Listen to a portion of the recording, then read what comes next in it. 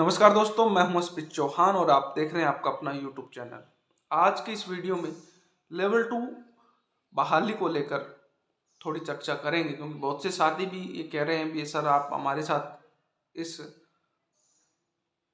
जंग में साथ दीजिए। तो दोस्त, एज ए गवर्नमेंट एम्प्लॉय मैं आपके साथ तो नहीं आ सकता, लेकिन एक मेहनती युवा, एक जिसने सबसे ज़्यादा मेहनत की है, उनके साथ रहना मैं अपना कर्तव्य समझता हूँ। तो मैं आपको गाइडलाइन दे सकता हूँ कि आपको क्या करनी चाहिए।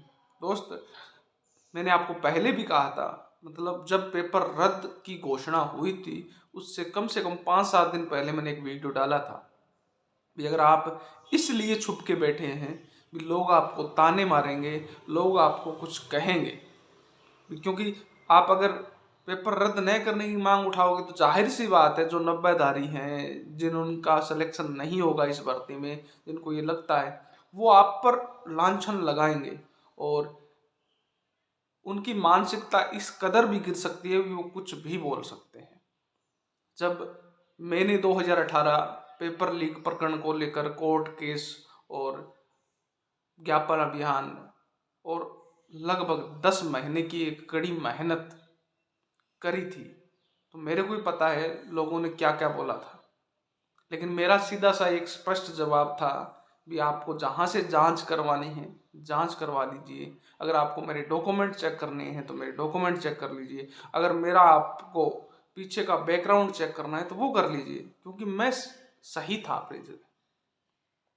और मैंने सोशल मीडिया पर अपने सारे डॉक्यूमेंट, अपनी सारी पर्सनल इश्यूज, सब कुछ सरेआम किया था। तो ये चीजें आपको भी करनी पड़ेगी। और फिर भी आज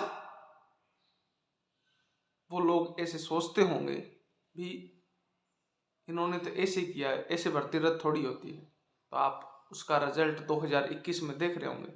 अगर थोड़ी मेहनत आप पहले करते तो शायद गवर्नमेंट इतनी दबाव में नहीं आती।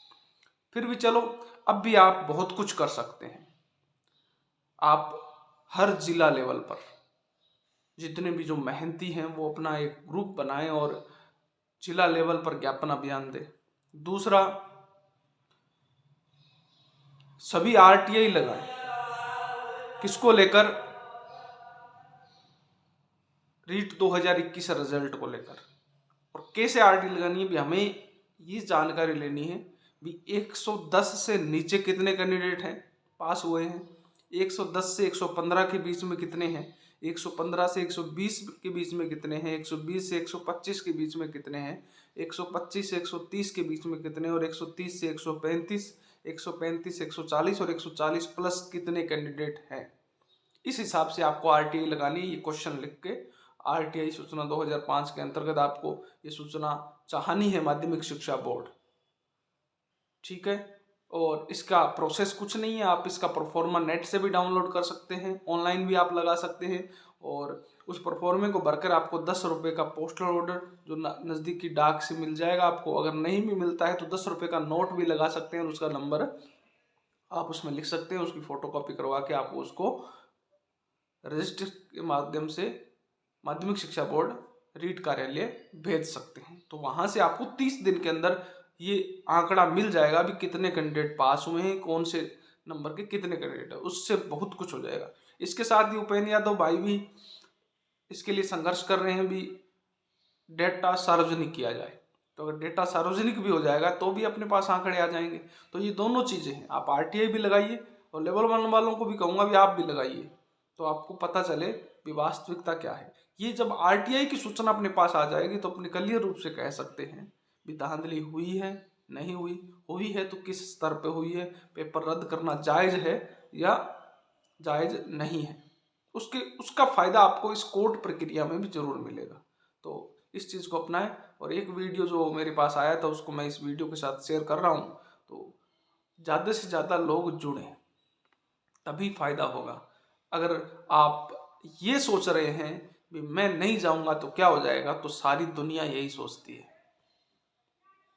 जब पैसे देने की बात होती है ना, तो ऐसे कहने साहब इतने लोग हैं 100-100 रुपए दे दो, तो जिसको नहीं देने हैं ना वो ऐसे सोचता है यार 25,000 लोगों ने 100 रुपये दे दिए तो कितने लाख रुपए हो गए, लेकिन देता कोई नहीं है। तो अपनी सोच को बदलो, थोड़ा सा पॉजिटिव सोच रखो और ऐसे सोचो भी चल हो जाएगा जो हो जाएगा, लेकिन मेरा काम है कर्म करना, तो कर्म करो। नहीं तो फिर अगर ये सोचते रहोगे भी लोग क्या कहेंगे, तो लोग तो मरने के बाद होने वाले भोजन जब होता है ना, उसमें भी कह देते हैं यार दाल स्वाद नहीं है, यार दाल में नमक कम है। तो लोगों की छोड़ो, लोग तो की तो मानवता मर चुकी है। तो आप सबको अपने लिए काम करना है, अपने स्वार्थ के लिए। तो अगर आपको अपना स्वार्थ सिद्ध करना है तो कुछ मेहनत करनी होगी। ओके दोस्तों, फिर मिलता हूँ एक नए वीडियो के साथ, तब तक जय हिंद जय भारत। मेरिट कैंडिडेट जिनकी परीक्षा निरस्त की गई है, L2 वालों की, सरकार ने अभी हमारी परीक्षा निरस्त कर दी है। जो हमने सोचा नहीं था, अचानक से हमें धक्का दिया गया, किनारे तक लाके हमें धक्का दे दिया गया, क्योंकि हमसे काउंसलिंग के फॉर्म भराए जा रहे थे, हम डॉक्यूमेंट्स तैयार करवा रहे थे। अब हमारी ये स्थिति हो गई है। अब हमें ये लगता है कि हमें अंधेरे कमरे में डाल दिया गया है और हमारा दम घुट रहा है। रात को जब भी नींद खुलती है अचानक से इसी चीज़ की याद आती है और हमारे रो रो के बुरा हाल हो जाता है, पर हम किसी से नहीं कह सकते, हम किसी को कुछ नहीं बोल सकते। चुपचाप की अब हमें यूँ बोला जाता है कि चुपचाप आगे की पढ़ाई करो। हम अपनी पढ़ाई कर रहे थे 2019 से, मैं तो 2019 से नहीं, मैं 2014 से कर रही थी। और मेरी फर्स्ट रीड में अच्छी नहीं आए, सेकंड में आए थे, बट मैं रह गई थी। तो मुझे लगा मेरी मेहनत में कमी है, तो मैंने इस बार की, अच्छे से की, पूरी दिन रात। 25 तारीख तक का रिकॉर्ड है मेरा लाइब्रेरी में। मैंने पढ़ाई की है। बहुत से बोलते हैं तेरे तो नंबर इसलिए आए हैं क्योंकि तूने पेपर खरीदा होगा। क्योंकि मेहनती वालों के लिए सब यही बोल रहे हैं। हमारी आवाज़ कोई नहीं सुन रहा। इन लोगों की संख्या ज़्यादा थी, फेलियर स्टूडेंट्स, प्लस वो लोग जो नेता विपक्ष वाले, ये सब लोग उनको तो बस एक इन्होंने घी डालने का काम किया विपक्ष वालों ने कि मुद्दा मिल गया अपन उठाएं। इन सब के बीच में हम लोग दबते जा रहे थे, हमारी आवाज़ किसी ने नहीं उठाई। पर हम बहुत ज़्यादा अवसाद में घिरे जा रहे हैं। हम बहुत ज़्यादा मानसिक प्रताड़ित हो रहे हैं अपने आप में। हम किसी को कुछ नहीं बोल पा रहे, क्योंकि हम किसी से कुछ बोलते हैं तो तूने तो पैसे दिए होंगे, तेरे पैसे नहीं मिल रहे तुझे वापस, इसीलिए तू ये करना चाहता है। हर एक यही बोल रहा है, तो वो डबल पीड़ा होती है, डबल दर्द मिल रहा है हमें। कुछ नहीं हो रहा हमारा। माननीय मुख्यमंत्री जी से उम्मीद है, वो संवेदनशील मुख्यमंत्री हैं, कृपया करके अपने राजस्थान के युवा बेरोजगारों का साथ दीजिए, मेहनती बेरोजगारों का साथ दीजिए। दोषी जो है उन्हें बाहर कीजिए। आप जो एसओजी टीम आपने लगा रखी है, अगर वो छोटे स्तर पे काम कर रही है तो उन्हें बड़े स्तर पे लगाइए। प्लीज़ सरकार हमारे ऊपर ध्यान दीजिए। हमें नई भर्ती में मत डालिए। हम और ज़्यादा आगे तक नहीं जा पाएंगे। इतना हमने किया, मेंटली, आर्थिक तौर पे, मानसिक तौर पे, दोनों तरह से हमारा बहुत शोषण होता है। हम दोनों का तालमेल बैठा पाते हैं जब जाके इतने मार्क्स आ पाते हैं। हर वक्त ऐसी परिस्थितियां नहीं बन पाती। सरकार आप समझे, ऐसे रद्द करना कोई सॉल्यूशन नहीं है।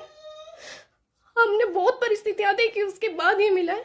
हमारी सासू माँ को हमसे बहुत उम्मीद थी, बहुत ज़्यादा। उनको लग गया था तो उन्होंने मुझे पढ़ने भेजा। आप सोचिए सर, थोड़ा सा अपने निर्णय पे विचार कीजिए। बहुत से कैंडिडेट्स हैं जिनकी मैंने भी स्थिति देखी, बहुत हालत ख़राब है उनकी। आप हो सके तो प्लीज़ एक बार अपने निर्णय पे पुनर्विचार कीजिए। L2 भर्ती को बहाल कराइए, योग्य को नियुक्ति दीजिए, दोषियों को सजा दीजिए। Thank you.